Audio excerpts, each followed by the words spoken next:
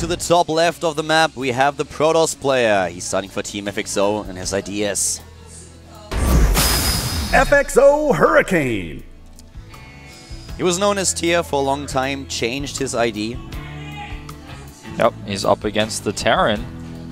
In the bottom right, in the blue for the team NSH, he is NSH Salvation. NS stands for New Star. And we've seen Hurricane several times this season. We've seen him on this particular map in this matchup against Incredible Miracle. So this might actually be a choice of map that FXO looked at the maps and were like, okay, well, we are starting with Whirlwind, so Hurricane feels quite confident on this map. Let's put him out here. But back then, he lost against Yoda. He appeared again in the matchup against Team MVP, where he was the final player for his team, up against Super, aka Vampire for Team MVP. And also, in this match, he lost. So he doesn't really have a lot of success this season in the GSTL. He really has to step it up here a little bit. In the third match, of course, he didn't get a chance to play since SC went for the all-kill. But it's quite interesting to note here that so far in the Team League, he didn't do that well. Yeah, that's very true. I mean, he's been a player he's got his ups and his downs for sure. Well, I want to talk about this map a little bit, and the third base, especially for a Protoss player, is very difficult to take when the drops are out. When the drops are flying, that's when the Protoss player has to be really, really careful. So the third base usually comes out a little bit later on this map because there's so much dead space for drops to hang out. You can kind of bounce between the bases and then go around even to the right side of the natural, just looking at Tier's position. So he's going to have to be very careful and very patient in taking his third base, and that gives the Terran player an advantage during that moment in time. Yeah, definitely true. And talking about our Terran player, he already played in this particular season, especially the match, of course, against Sound and Belgian Vestige in Week 2 was quite important. That was the first match day. We had back then a win for Sound, who all killed Team NSH. So also for Salvation, there's a lot on the line here. Needs to prove himself. And he starts off now with a double barracks after he started with this command center here. Working the map a little bit, it's a big map, and with the cross position, this is definitely going to work for him. Yeah, it definitely will. The only thing that could have happened that would have really stressed him out is that mothership core pressure. It looks like it may still occur when he has the double gases. Just depends on the bunker timing, of course. If he skips the bunker, the mothership core and the first stalker could do a little bit of damage. Yep. Well, at this point, of course, what we have to see is what exactly Hurricane is going to do. So far, we have him with the probe at the bottom going for the Nexus here for the expansion. And it doesn't really look like we're going to see any kind of proxy play. That's something that we might see in a matchup like this, especially on a big map. Right. And I think this was actually also what Hero played, I think, today at WCS NA. I'm not quite sure if that was really the match that I'm currently remembering, that I have in my head. But you see that every now and then, a Stargate opening, a very technical build in the beginning with a few proxy oracles. Definitely something that you can pull off, especially in a when you had some time to prepare for your opponent. Yeah, it's true. You can always prepare strategies in a situation like this, but in a situation like who would come out to face either of these players after the loss, it's a little bit different. I want to point out that he just now scouted, so his build with the Nexus is not a reactionary build, so he just is playing a very safe but somewhat risky. You know, it's not as safe as other builds, but just a mothership core expand. That's all he made. Then he started the Stalker afterwards. Now he's going into the Oracle play, which is going to be really interesting to see. Yeah, we have him here with the Stargate. There are a lot of builds out there for Protoss these days, and a lot of Protoss players have learned to be extremely greedy with the Mothership Core. You can do quite a bit with the Photon Overcharge. And Terran players are trying to evaluate how to deal with this. We've seen a lot of players where they are just trying to get into the main base if there's not enough energy on the Mothership Core to get a double Photon Overcharge, one in the main base, one at the natural. So there's quite a bit that you can do with this, but this is something that we don't see from Hurricane. He goes straight into his tech, adds the extra gateways. We don't have a forge for him just yet, and at the same time, Salvation is starting with a bit of an earlier engineering bay here that will give him the opportunity to get missile turrets up against the Oracle. Very smart and safe play. One thing that we should mention is that the Oracle is now a unit that David Kim has posted and announced already will be in the New Balance test map. With increased speed and acceleration, so that's something that's going to come into play in the future, perhaps, if the change goes through. Yep, there are a lot of changes that they're experimenting with, Blizzard that is. One of them is making Burrow a little bit cheaper. We can touch upon that a bit later when we have a Zerg in the match. That's going to change quite a lot of things, in my opinion. Yeah, I agree. right now what we have is just a scout here with the hallucination. And in case that you're not that familiar with the changes of Wings of Liberty in Heart of the Swarm, one thing that's really important is that now for hallucination you don't need to research an upgrade. It's completely fine and you have it available without researching anything. Really nice micro here on the Oracle. He wants to fight the Marines when they're in low numbers and then fly away. Does not actually get a single kill here, though. Really nice reaction time by SalvatioN. Yeah. He had the patrolling Marine at the front. He just caught a glimpse of the Oracle, reacted immediately. And you can really see how he now positions all of his Marines in the main base. He knows exactly where the Oracle could approach, and he's blocking all the paths. Hurricane, of course, kept it alive. That was the most important thing. But everything, like the whole idea was revealed. So SalvatioN is preparing. He had the engineering bay. We talked about this earlier. So he is just making sure that he's not suffering any losses to this. So the early harass for Hurricane didn't really do a lot. Yeah, very true. And he does keep the Oracle alive, which will be useful for Revelation later. This is something that is so important. When you get into the mid-game, if you can hit those drop ships, then you know exactly where your opponent is at any given time. You never have to worry about drop play anymore. You can always come back in later to do an attack as well. And this is so smart how SalvatioN positions his Marines here. He already has the turret at the bottom of the map, so now he repositioned his Marines. He knew there's only one path where the Oracle could fly in, and he takes it. Bam!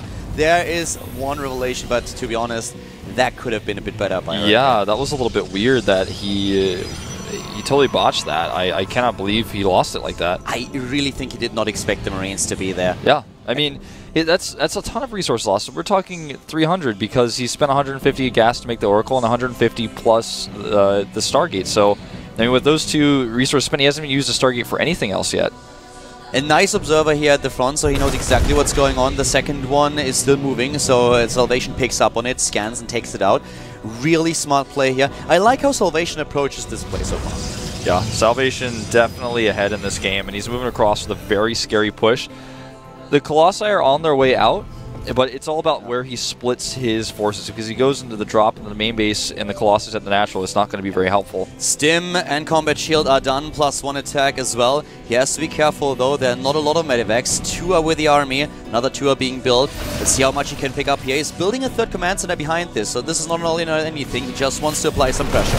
Yeah, a huge Stim and kills the Observer. That was a ballsy move. Now he wants to fight, but Stim is already worn off, and he splits here really nicely, but the Colossus does a ton of damage. It's pure Marine, there's no Marauders here. I'm a little bit disappointed that SalvatioN didn't use the medivacs to evacuate the Marines. There are not a lot of Stalkers in this composition just yet, so he could have gotten out of there. You're absolutely right, and that was a bit shaky. I have to say though, what I liked is that he really picked up on the second Observer, because now we don't have a single Observer for Hurricane on the map, so he has to sacrifice robotics time if he wants to get another one out there. Very true. Oh, this is very nice by SalvatioN. Oh, but he is going to get intercepted by 2 Stalkers, and neither of them notice. And I think he didn't realize it either. He wasn't looking at the minimap, and the Stalkers would have retreated, but they don't. So now the Marines can just dart in, and he might actually be able to force a cancel. Yeah, the Nex is so early made here. He could be able to get a cancel if he stims and focuses, but he's not focusing. Yeah. Now he has to micro against the Zealots. The warp in went through, so now he micros against the Zealots. Kites here. And now going in again, but the pylon is still alive. He didn't take that down, but the second wave of Zealots also with not a chance at all. So I have to say, SalvatioN doing a lot here. Hurricane has to retreat with his entire army. Yeah, Hurricane wasting a lot of resources on those Zealots. I mean, wasting is not exactly the best word to use because he needs something to keep his Nexus alive, but he ends up sinking so many resources into that. That was so expensive for him to do that. A lot of time lost here for Hurricane. Needs to retreat with his entire army. Can't keep the pressure up. So that is definitely a win for SalvatioN right there. Wasn't able to force the cancel on the Nexus, but that was a good move. Just continuing to be very annoying with that dropship. Very brave medevac. I really like also how he works with those upgrades now. We have +2/+2 on the way, whereas Hurricane is getting the first arm upgrade out, but he's also adding the Forge now. But this one fear that you always have as a Terran player, falling behind in upgrades, that's something that SalvatioN doesn't really have to worry about. He will be able to go right into 3-3. Yeah. And this army that's moving across the map is spotted again by the Observer. And he sees it. He's going to kill it. He Well, should. Yeah. Maybe he doesn't have a scan. No, he does have enough scan. I guess he didn't actually notice that. Yeah. But the Widow Mine took out the Phoenix. Yeah. takes out, of course, the hallucination. And now the Observer still in pursuit, and this allows Hurricane to position himself perfectly against his opponent. There comes the scan. Observer is long gone though, so not revealed. But we have the first few Vikings here, and the Vikings trying to find a good position against those Colossi. Yeah, but they don't find it. They find Stalker Fire instead. He boosts away with his Medivacs, a huge stim used again. And he's going to lose another Viking potentially here. Very low on hit points. Has to be careful. The Marauders are darting in, trying to pick off 1 or 2 Stalkers, and of course also granting a bit of backup for those Vikings. Yeah, Blink finished, and the Stalker is just continuing to be very, very annoying. Blink forward, pick off another Medivac. 2-2 very, very far behind. But he is going to, I think at this point, sit back and consider taking a 4th base and switching up his tech, because he can't really push into this Terran army much more. We also now have a few Hellbats going into the composition for the Terran player who wants to have some buffer against especially the Zealots. Another, I really love how map-aware he is. He always sees those observers and he is not afraid to scan and take them out. This really limits the vision of Hurricane. So the the pros player has to be a little bit worried. There could always be a Doom drop into the main base. Yeah, it's very, very careful, calculated play. He's always keeping the Protoss on his toes. These Vikings need to be very careful. They're spotted by the Phoenix, so he can actually chase them, and he does. He blinks forward. Yeah, it's really annoying here. So Hurricane now losing those hallucinations. He can't scout at all. And here we have a move forward. The Colossi a little bit late to the party. One of the Stalkers already down. The fail field goes down, but doesn't do anything. Yeah, a lot of stims being used by Salvation, though. I really, really like how Hurricane is constantly forcing the fights. He's the one who's making the Terran player engage and react. He's always the one who's picking off the Vikings. One thing that's really important is Salvation has not started 3-3. His 2-2's been long done, and this means that the upgrades have evened out. They're about to finish with one more Chrono Boost. They'll finish up very, very soon for Hurricane, and once he has that, he no longer is in an upgrade deficit. Yeah, definitely a bit of an oversight here. Well, we have Ghosts being built. The Templar Archive is also done. Great position here for Hurricane. He's already on top of the ramp. He could use the force fields. The Vikings moving in.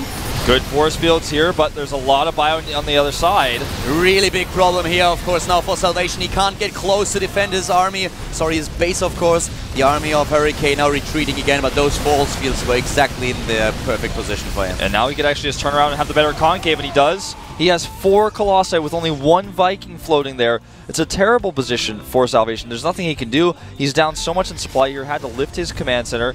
And in workers, he's now down a ton. It's 69 to 41 right now. Up to this point, they were completely even in supply, but the position for Hurricane was just exceptionally good. He was already on the high ground, and he could force field the ramp, which he did immediately. Just kept the entire Terran army on the low ground, and then the base, the 3rd one, he could attack it without having anything to worry about. So really good positioning here for Hurricane. Salvation just going to pull his SCVs and go for the all-in at this point. He knows he's too far behind.